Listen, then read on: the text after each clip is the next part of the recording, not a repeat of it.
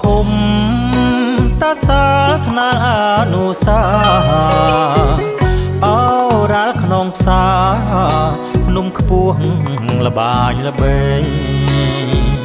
កំរាលខ្ពង់រៀបលៀបបាយតងខ្ចីក្រងទំពណ៌ថ្មីសមុទ្រពពកទីរមណីយដ្ឋានឋានសួគ៌ត្រជាក់អូដាទឹកធ្លាក់ជំពាក់ចិត្តភ្នកព្រៃលហងច្រងលៀងផ្ទៀងស្ដាប់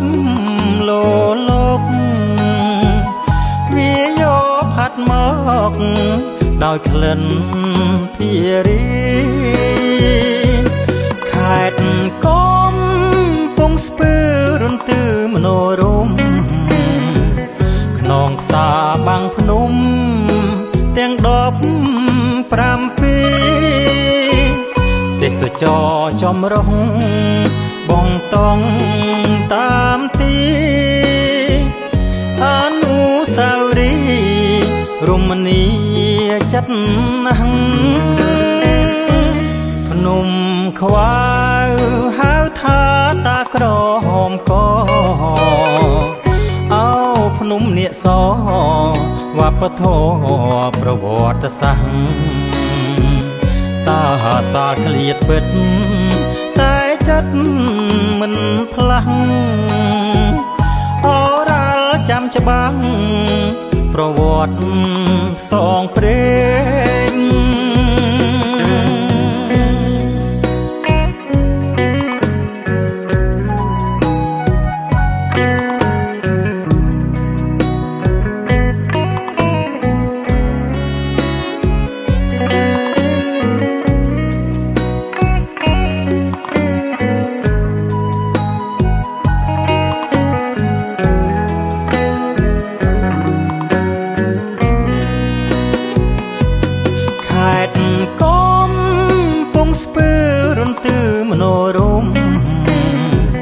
ក្នុងផ្សារបាំងភ្នំ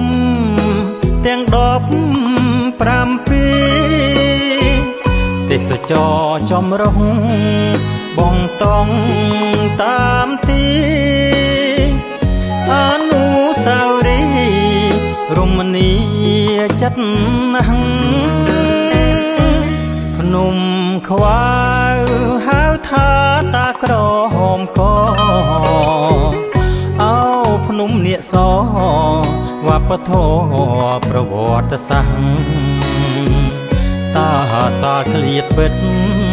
តែចិត្តមិនផ្លាស់អូរាល់ចាំច្បាស់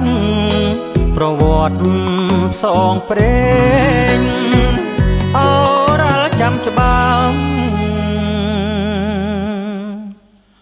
ប្រវត្តិផ្សងព្រេង